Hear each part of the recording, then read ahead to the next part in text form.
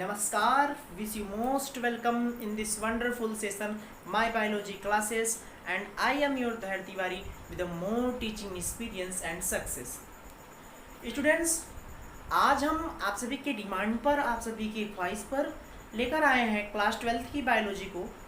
और आज के लेक्चर में, आज के क्लास में हम क्लास 12th की बायोलॉजी को स्टार्ट करने जा रहे हैं। ढेर सारे स्टूडेंट्स की एक ख्वाहिश थी कि सर क्लास 12th की बायोलॉजी को स्टार्ट किया जाए। सो लीजिए, आप सभी के डिमांड पर क्लास 12th की बायोलॉजी को स्टार्ट किया जा रहा है।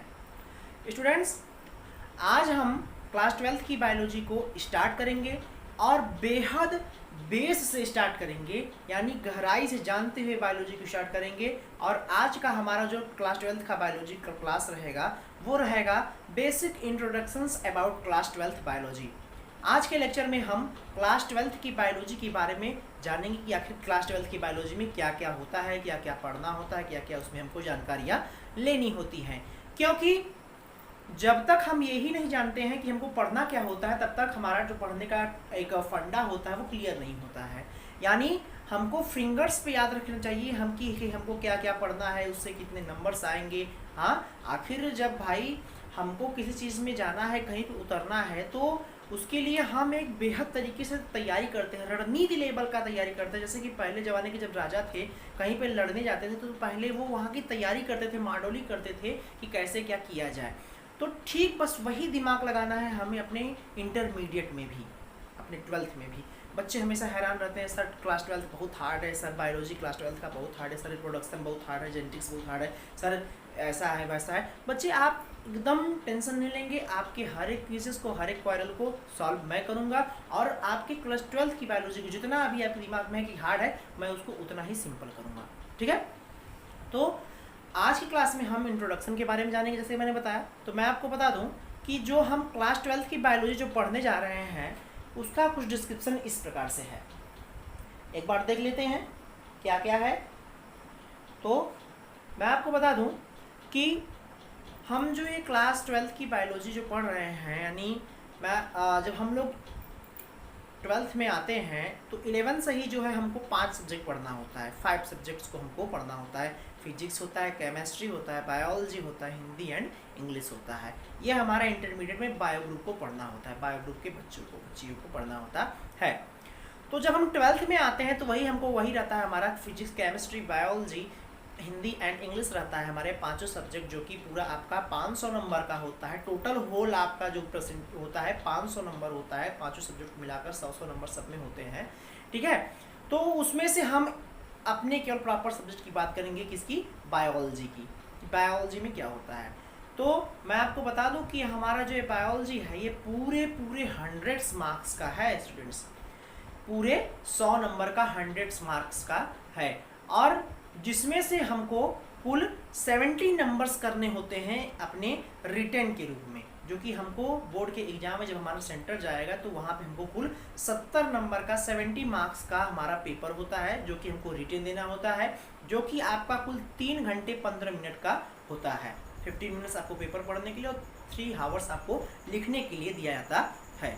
तो इस तरीके से हमको एग्जाम देना रहता है, जिसमें हमें 17 नंबर्स का 70 मार्क्स का जो है क्वेश्चन पुटअप करता है, और 30 नंबर्स जो हैं आपको प्रैक्टिकल से मिलते हैं। आपके कॉलेज से, आपके इंटर कॉलेज से जो है आपको 30 नंबर्स जो हैं वो प्रैक्टिकल के मिलते हैं। उस 30 नंबर में जितना आपने प्रैक्टिकल में पाया होगा उतना आपको मिलता है। उस 30 नंबर्स में से 50 नंबर जो है आपको कॉलेज से आपने कैसा प्रैक्टिकल बनाया है, क्या क्या किया है, कितने आपका प्रेजेंटिंग है, उन सभी को लिया जाता है। और 50 नंबर उसमें से जो एग्जामर आता है आपका वाइवा लेने के लिए, वो आपको 50 नंबर देता है। तो इस आधार पर 30 नंबर्स मिलते हैं आपको प्रैक्टिकल के, और 70 नंबर्स का आपका रहता है पेपर, जिसके लिए आपको कुल 3 घंटे 15 मिनट दिए जाते हैं। और उस 70 नंबर्स में से आपको 33 मार्क्स चाहिए पास होने के लिए। ठीक, मतलब कि अगर आपका 33 नंबर से मार्क्स कम है तो आप मतलब फेल माने जाएंगे। ठीक, तो न्यूनतम संख्या जो होती है उत्तीर्ण होने के लिए कुल 33 होती है, 33 नंबर होता है आपको पास होने के लिए। तो ये हल्का सा आपका डिस्क्रिप्शन दिया पेपर के बारे में। अब आ जाते हैं हम अपने टॉपिक पर। तो स्टूडेंट्स, हमारा जो क्लास 12th का जो बायोलॉजी है, जैसा कि आज का हमारा टॉपिक ही है क्लास 12 बायोलॉजी। क्लास 12 की बायोलॉजी में क्या पढ़ना है? इंट्रोडक्शन का क्लास, बायोलॉजी होता क्या है, क्या डिफिनेशन है, किसने खोज की है, वगैरह वगैरह सारे डिस्क्रिप्शन पे है ही। आप बायोलॉजी इंट्रोडक्शन बाय धैर्य सर लिखेंगे, आपको बायोलॉजी का फुल इंट्रोडक्शन आपको मिल जाएगा। और अगर उसमें भी कोई दिक्कत होती है तो आप हमें कमेंट करके बोल सकते हैं। अब हमारा टॉपिक है क्लास 12 का बायोलॉजी। हमने पेपर के बारे में जान लिया कि पेपर कैसे कैसे क्या होगा। अब हमको जानना है क्लास 12 की बायोलॉजी के बारे में। तो स्टूडेंट्स, जो हमारा बायोलॉजी है कक्षा 12 का जो जीव विज्ञान है, ये कुल 5 इकाइयों में बटा हुआ है। 5 इकाइयों से हमारा बना हुआ है क्या, 5 यूनिट से बना हुआ है हमारा क्लास 12 का बायोलॉजी, जिसमें से हमको 1 2 3 4 5 कुल 5 यूनिट पढ़ने होते हैं। तो अब चलिए देखते हैं कि आखिर वो 5 यूनिट कौन कौन से हैं, उनमें कौन कौन से पार्ट हैं, उन यूनिट्स से हमको कितने नंबर मिलता है। आइए देखते हैं। सी हियर, यहाँ पे number of unit, number name of unit and number कितने उससे हमको मिलते हैं। तो यहाँ पे आप देख रहे हैं कुल 5 यूनिट बनाए गए हैं। Unit first, unit second, unit third and also unit 4 and 5। ये आपके कुल 5 यूनिट, अभी मैंने बताया ना कि हमको 12th में कक्षा 12 में कुल 5 यूनिट पढ़ने हैं।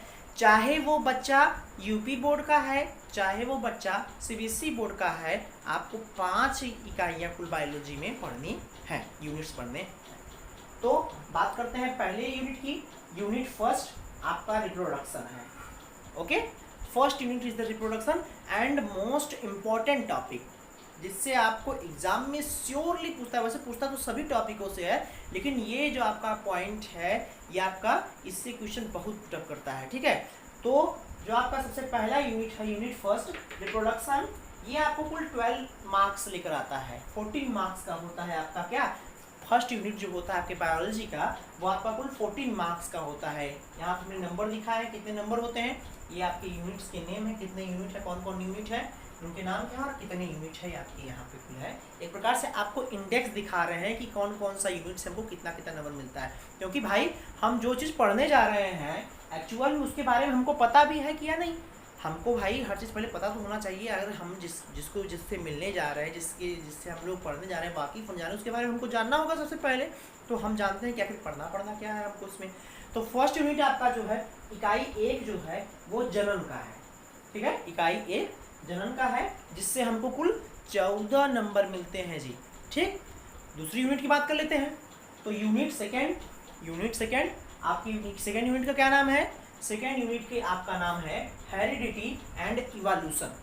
क्या नाम है, हेरिडिटी एंड इवोल्यूशन, जिसको हम हिंदी में कहते हैं अनुवांशिकी एवं विकास, जिसमें मेंडल के बारे में पढ़ेंगे। 9th में पढ़ा था ना जी, 9th 10th में 11th में आपने पढ़ा था हल्का फुल्का मेंडल के बारे में, बस वही यहाँ पे डीपली से थोड़ा पढ़ना है। ठीक है, तो फर्स्ट यूनिट आपका जनन है, सेकेंड यूनिट आपका क्या है, अनुवांशिकी एवं विकास, जो कि आपको कुल 18 नंबर्स लेकर आएगा एग्जाम में।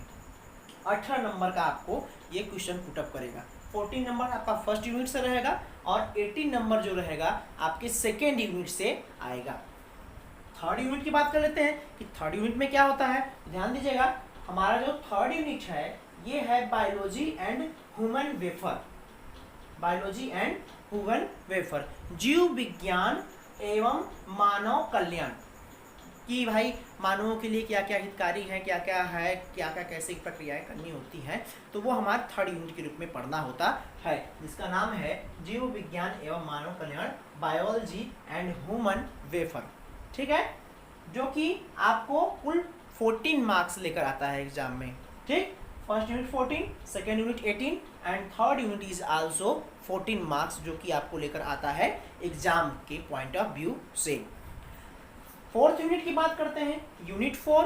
तो यूनिट 4 जो है आपका biotechnology and it's uses. Biotechnology, जिसमें हम पढ़ते हैं कि हमारे जीन्स के बारे में, कि कैसे क्रॉसिंग ओवर्स हो रहा है, उसमें कौन कौन से फंक्शंस हो रही हैं, कौन कौन से वेरिएशंस हो रहे हैं, बायोटेक्नोलॉजी वगैरह से पढ़ते हैं इसके बारे में हम, जिसको हम लोग कहते हैं जैव प्रौद्योगिकी एवं उनके अनुप्रयोग। Biotechnology and it's uses, biotechnology यानी जैव प्रौद्योगिकी एवं उनके अनुप्रयोग। अच्छा, हिंदी में जो बता रहा हूँ ये हमारे प्यारे प्यारे यूपी बोर्ड वाले बच्चों के लिए, क्योंकि वो कहते हैं सर बराबर आप इंग्लिश इंग्लिश इंग्लिश में ही बताते रहते हैं, हिंदी में कुछ नहीं बताते सर, समझ में नहीं आता। तो उनका भी मैं यहाँ पे प्रॉब्लम सॉल्व कर रहा हूँ भाई, मैं हिंदी और इंग्लिश दोनों को मिक्स करके बता रहा हूँ, ठीक है। लेकिन हमको ज़्यादातर ध्यान देना है इंग्लिश पे। हाँ ठीक है, हमको यूपी बोर्ड हिंदी मीडियम वाले हैं, हम हिंदी पढ़ना है, लेकिन आपको जब इंटरमीडिएट क्रॉस करके आप जब बीएससी करेंगे, आप नीट का तैयारी करेंगे, तो उसमें सब इंग्लिश इंग्लिश ही रहेगा। और English is a most simple word, पता नहीं आप लोगों को कैसे हार्ड लगता है। अगर हम इंग्लिश में चीज़ों को याद करें तो वो अच्छी तरीके से जल्दी याद होता है, ठीक है। फिर भी हमारा 4th यूनिट क्या है, बायोटेक्नोलॉजी एंड इट्स यूजेज, जैव प्रौद्योगिकी एवं उनके अनुप्रयोग, जो कि आपको कुल 10 नंबर लेकर आता है एग्जाम में, कुल 10 नंबर का क्वेश्चन पूरा पड़ता है। अब लास्ट 5th यूनिट की बात कर लेते हैं हम जी। 5th यूनिट आपका क्या है, इकोलॉजी एंड इन्वायरमेंट। क्या है, इकोलॉजी एंड इन्वायरमेंट, पारिस्थितिकी एवं पर्यावरण, ठीक है जी। क्या है, इकोलॉजी एंड इन्वायरमेंट, पारिस्थितिकी एवं पर्यावरण जो है आपका ये कुल 14 नंबर लेकर आता है, 14 मार्क्स लेकर आता है एग्जाम की पॉइंट ऑफ व्यू से, ठीक है जी। तो ये कुल रहा होल आपका 5 यूनिटों के बारे में। फर्स्ट यूनिट क्या है, रिकैप लेते हैं जी फटाफट, देखिएगा बोर्ड की तरफ ध्यान दीजिए। फर्स्ट यूनिट क्या है आपका, यूनिट फर्स्ट, जो कि है क्या, रिप्रोडक्शन, ठीक है, जनन, जो कि आपको कुल 14 मार्क्स लेकर आता है। सेकेंड यूनिट क्या है आपका, unit second, heredity and evolution, जिसको हम लोग कहते हैं अनुवांशिकी एवं विकास, ठीक, जो कि आपको कुल 18 मार्क्स लेकर आता है एग्जाम के पॉइंट ऑफ व्यू से। थर्ड यूनिट जो आपका है ये है बायोलॉजी एंड ह्यूमन वेलफेयर, ठीक, जिन्हें हम जीव विज्ञान और मानव कल्याण के नाम से जानते हैं, जो कि कुल 14 मार्क्स लेकर आता है आपके एग्जाम के पॉइंट ऑफ व्यू से। फोर्थ यूनिट आपका जो है वो बायोटेक्नोलॉजी एंड इट्स यूजेस है, जिसको हम कहते हैं कि जैव प्रौद्योगिकी एवं उनके अनुप्रयोग, बायोटेक्नोलॉजी एंड इट्स यूजेस, जो कि आपको कुल 10 मार्क्स लेकर आता है एग्जाम के पॉइंट ऑफ व्यू से, ठीक है जी। उसके बाद अब बात करते हैं लास्ट यूनिट की, तो it is a ecology and environment, ecology and environment, पारिस्थितिकी एवं पर्यावरण, जो कि आपको कुल 40 मार्क्स लेकर आता है। तो जोड़ लीजिए जी, आपका टोटल मार्क्स कितना हो गया, 70 मार्क्स।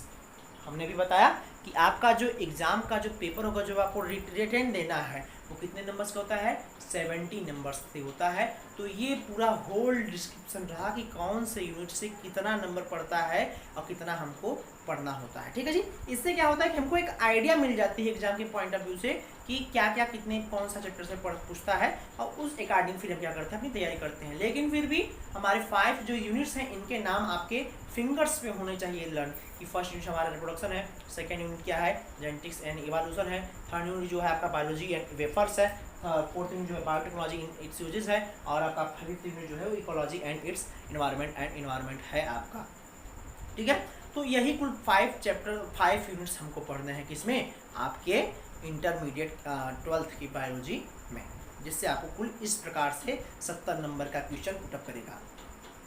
ये तो बात रही कि हम जान लिए कि हमने हमारा सिलेबस क्या है, हमको पढ़ना क्या है एक्चुअल में। तो अब जब हमने ये जान लिया कि हमारा सिलेबस क्या होता है, हमको क्या क्या पढ़ना है, तो अब बात शुरू कर देते हैं हम अपने सबसे पहले यूनिट की, जिसका नाम है रिप्रोडक्शन, ठीक है जी। तो अब हम स्टार्ट करते हैं सबसे पहला अपना यूनिट रिप्रोडक्शन। तो देखते हैं अब रिप्रोडक्शन में क्या क्या पढ़ना है हमको, तो चलिए देख लेते हैं क्या क्या पढ़ना है रिप्रोडक्शन में हम, ठीक है जी। तो अब हम जानते हैं कि जो हमारा सबसे पहला यूनिट है, क्या सबसे पहला यूनिट है, रिप्रोडक्शन, जनन, जो कि 14 नंबर लेकर आता है, यूनिट फर्स्ट, ठीक है जी।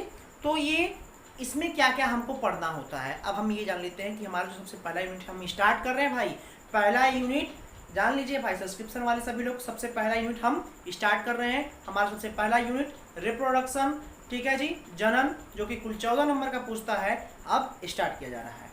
तो अब इसमें हम ये जानते हैं कि रिप्रोडक्शन में हमको पढ़ना क्या क्या है, क्या पढ़ना है रिप्रोडक्शन में, ये देख लेते हैं। तो देखिएगा रिप्रोडक्शन में भी हमको जो है कुल 4 चैप्टर पढ़ने हैं, कुल 4 अध्याय 4 पार्ट पढ़ने हैं हमको, किसमें, सबसे पहली इकाई आपका रिप्रोडक्शन। कितने यूनिट पढ़ने हैं जी, 5 यूनिट पढ़ने हैं, कितने नंबर के, 70 नंबर के कुल। तो पहली यूनिट की आप हम बात शुरू कर देते हैं, जो कि कुल 14 नंबर का पूछता है, 14 नंबर के क्वेश्चन 4 पार्टों से, ठीक है, 14 नंबर का क्वेश्चन 4 पार्टों से पूछता है। तो अब देख लेते हैं वो 4 पार्ट कौन कौन से हैं ऐसे अनोखे जिससे कुल 14 नंबर का क्वेश्चन पुटअप होता है। तो देखिएगा, सबसे पहला हमारा जो चैप्टर है, chapter first, reproduction in organism. सबसे पहला चैप्टर फर्स्ट चैप्टर का नाम है रिप्रोडक्शन इन ऑर्गेनिज्म, मतलब कि जीवों में जन्म।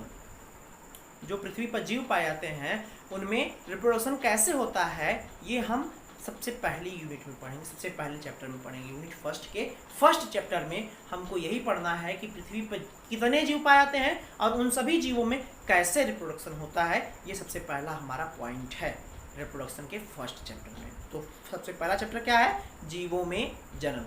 अध्याय 1 जीवों में जन्म, chapter first reproduction in organism हमारा सबसे पहला चैप्टर है। सेकेंड चैप्टर देखते हैं जी। तो सेकेंड चैप्टर जैसे हम देखते तो आता है कि sexual reproduction in flowering plant. ठीक है जी, पुष्पीय पौधों में लैंगिक जन्म।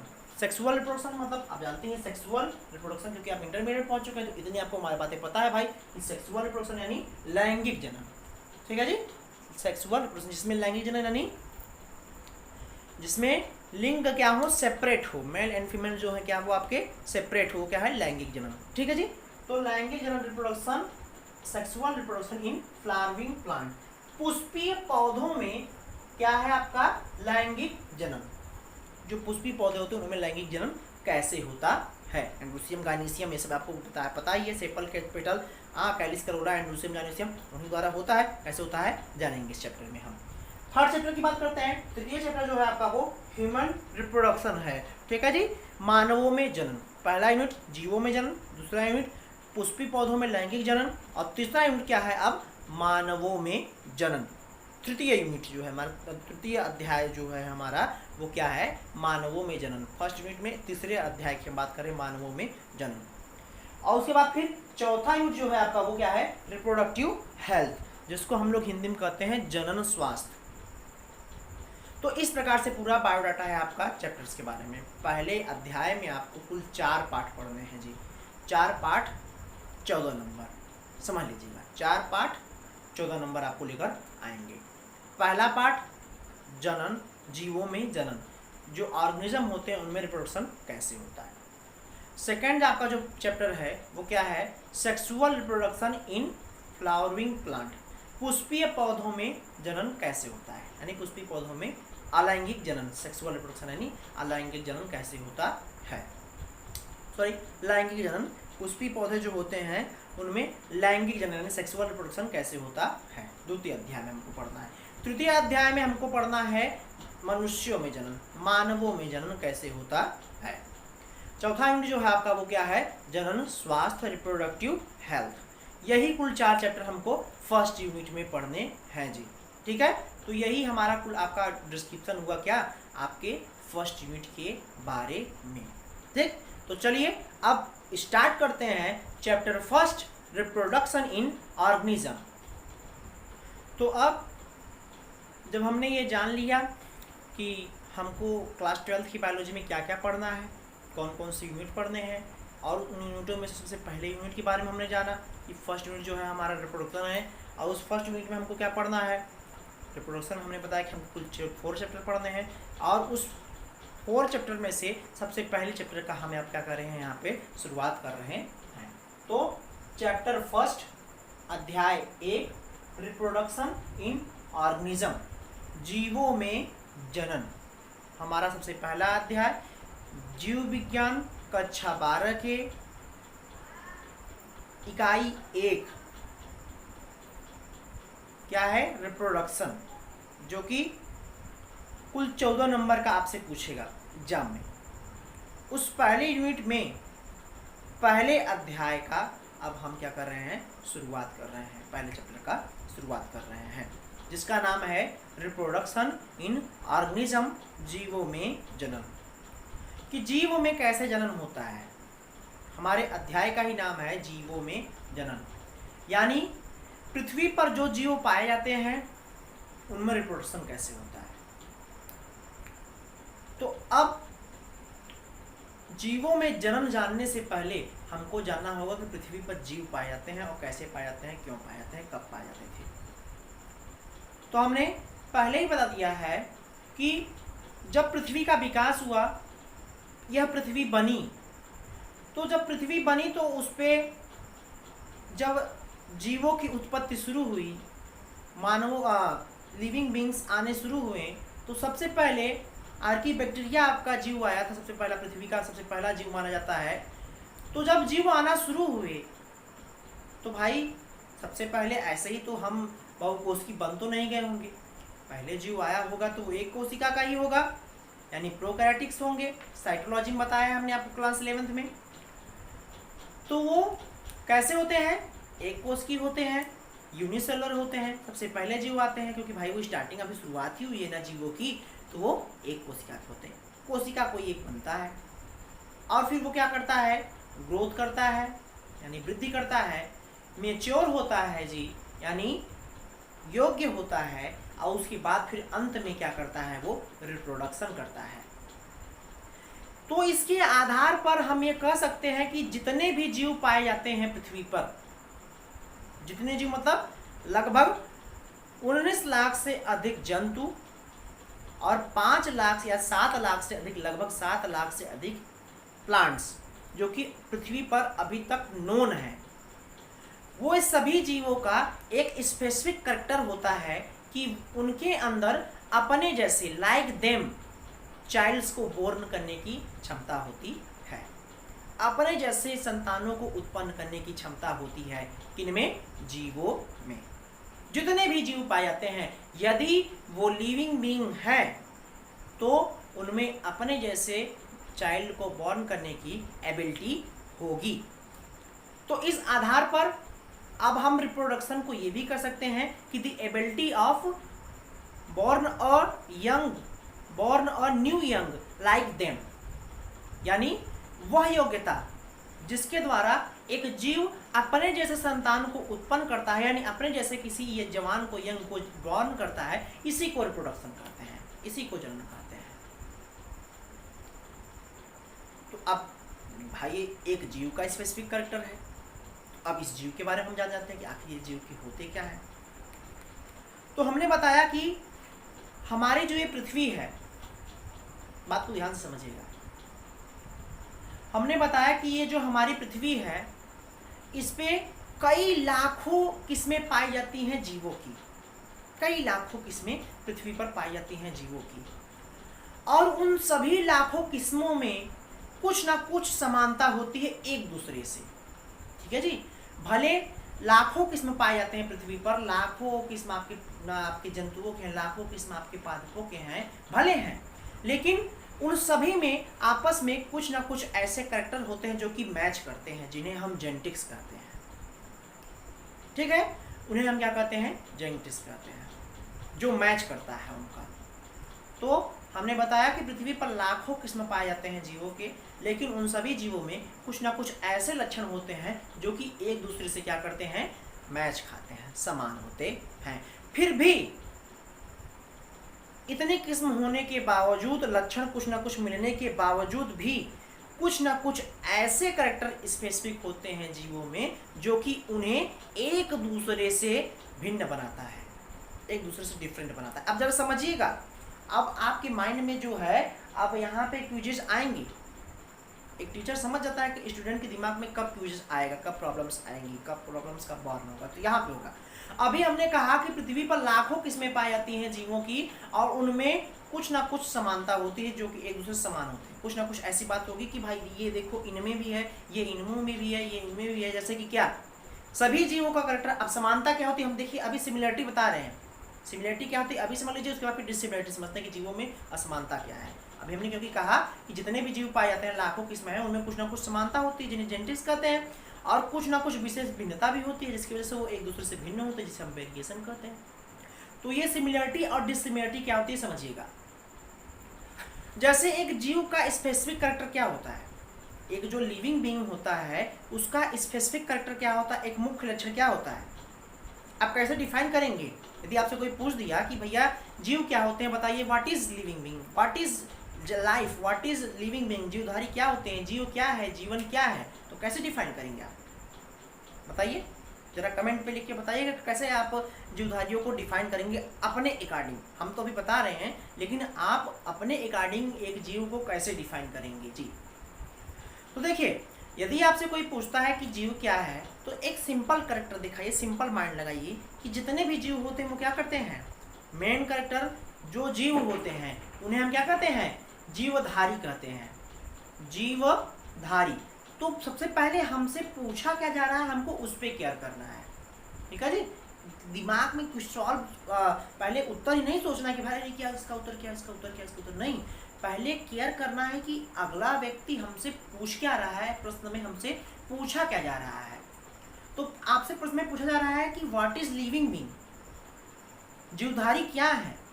तो पहले जीवधारी समझिए, जीवधारी, जीव का मतलब क्या होता है, जीवन।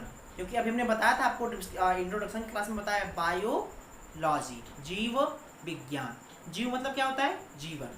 तो यहाँ पे भी जीवधारी, यहाँ पे क्या है, जीवधारी। तो जीवधारी का मतलब क्या होता है, यहाँ पे दो वर्ड आपको मिल रहा है, जीव और धारी, यानी जीव यानी जीवन, जीव यानी जीवन, और धारी यानी धारण करना, यानी वो जो कि अपने शरीर में जीवन को धारण करता है, अपने शरीर में लाइफ को धारण करता है, यानी जीवन जीता है, उसको जीवधारी कहते हैं।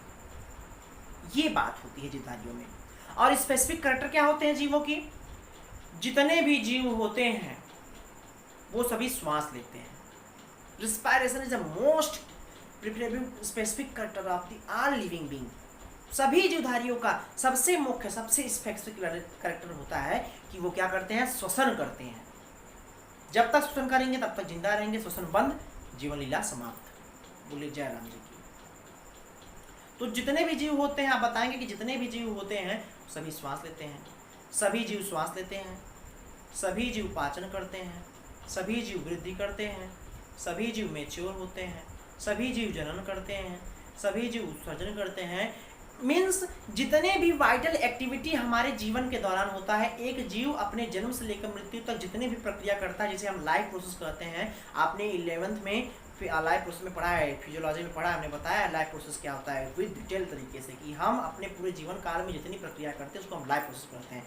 तो वो सारे वाइटल एक्टिविटीज़, वो सारी प्रक्रियाएँ, वो सारे प्रोसेस जिसके अंदर पाया जाएगा वो क्या कहलाएगा, जीवधारी कहलाएगा। जिसके अंदर नहीं होगा वो क्या कहलाएगा, मृत कहलाएगा, नॉन लिविंग बीइंग कहलाएगा।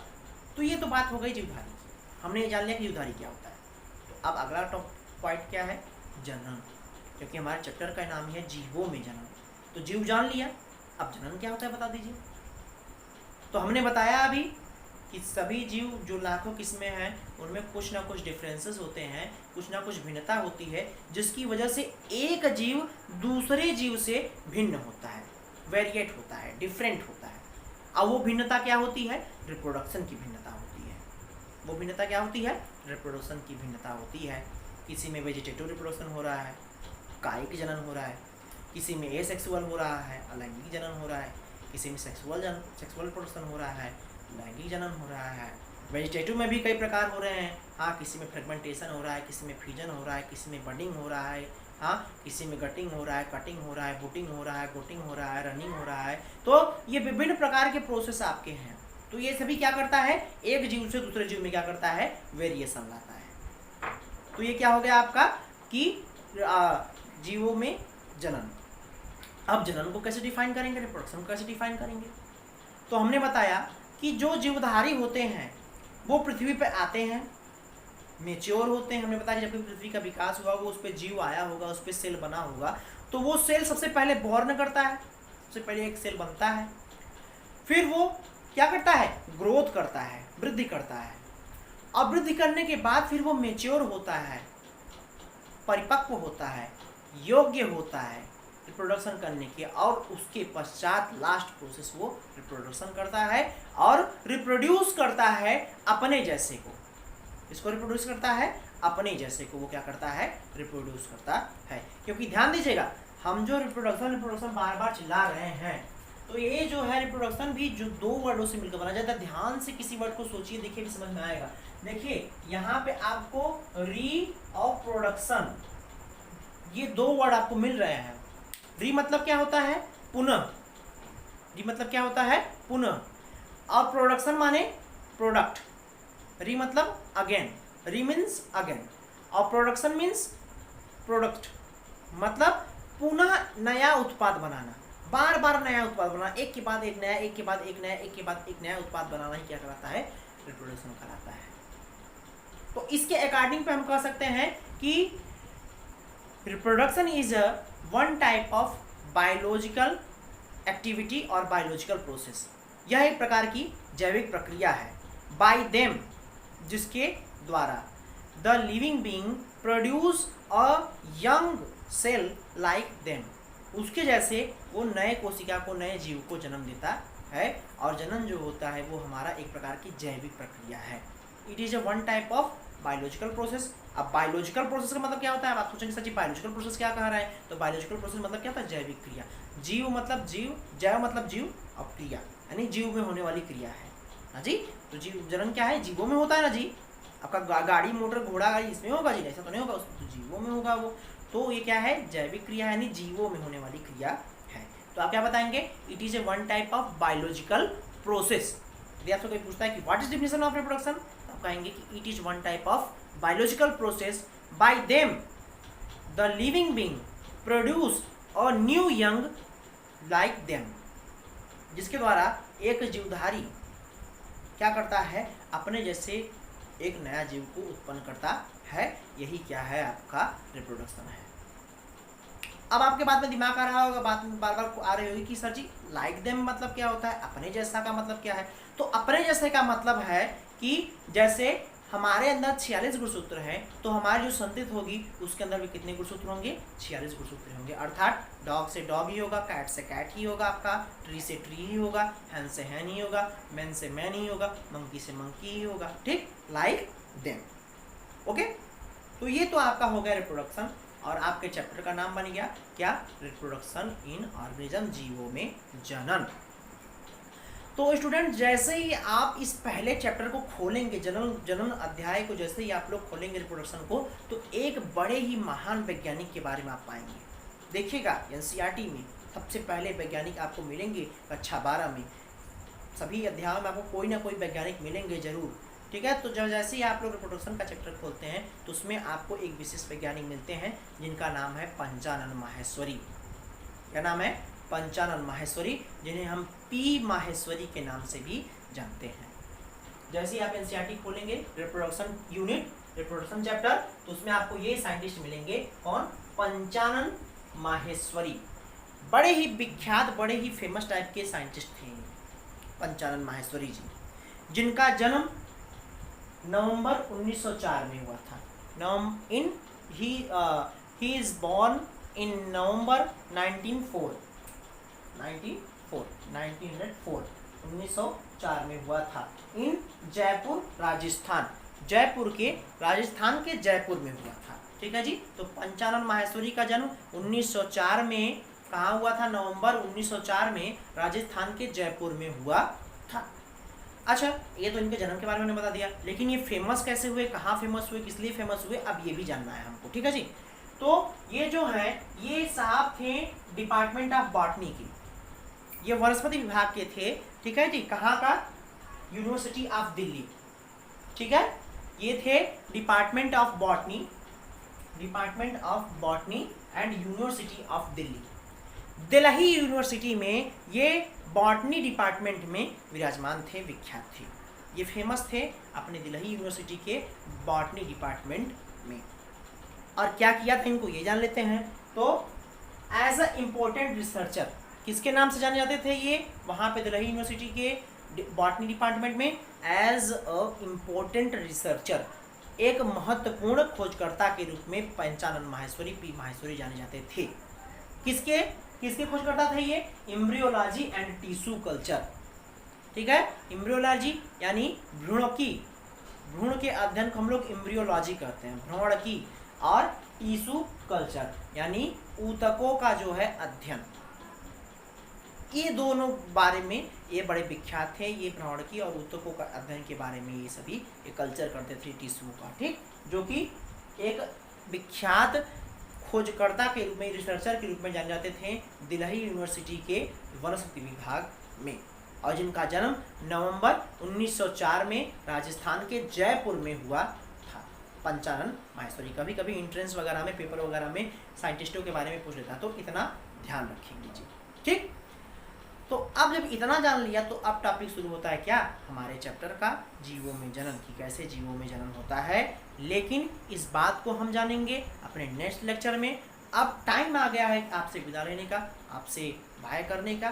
तो स्टूडेंट्स, यदि आप चाहते हैं कि मैं इंटर में अच्छे मार्क्स पाऊँ, प्लस 85 रहूँ, प्लस 90 रहूँ, प्लस 91 रहूँ, भदोही में मेरा कोई प्लेस हो, तो मन लगाकर पढ़ाई करिए। कोई भी चीज़ हार्ड नहीं है। जितना ही आप इंटरेस्ट के साथ बायोलॉजी के पढ़ेंगे, बायोलॉजी उतनी ही सिंपल होती चली जाएगी। जितना इंटरेस्ट रहेगा बायोलॉजी में आपका, उतना बायोलॉजी सिंपल होगा। ये मेरा आपसे वादा है। ठीक, तो फुल इंटरेस्ट के साथ, फुल मौज मस्ती के साथ पढ़िएगा। सिर पर ज़्यादा बोझ नहीं लेना है कि बहुत हार्ड है इंटरमीडिएट का बायोलॉजी। बेहद सरल है, बेहद बेहद बेहद सरल है, और उसको मैं आपको सरल करके दिखाऊंगा। देखेंगे, मैं आपको बताऊंगा कैसे उसको सरल करके पढ़ना है। ठीक है, तो आज का लेक्चर यहीं तक। फिर मिलेंगे आपको एक नए लेक्चर के साथ, एक नए नॉलेज के साथ। तो यदि आप हमारे चैनल को पहली बार देख रहे हैं तो हमारे चैनल को सब्सक्राइब करिएगा और बेल आइकन की घंटी को जरूर दबाइएगा, ताकि हमारे कोई भी नोटिफिकेशन हो वो आपके पास जल्दी से जल्द पहुंच जाए। और यदि आपको वीडियो में अच्छे नॉलेज लगी हो और आपको वीडियो अच्छा लगा हो, पढ़ाना अच्छा लगा हो, तो वीडियो को लाइक जरूर कीजिएगा। अपने प्यारे प्यारे कमेंट्स हमको लिख कर बताइएगा, और इस चैनल को ज़्यादा से ज़्यादा शेयर करिएगा। चलते हैं।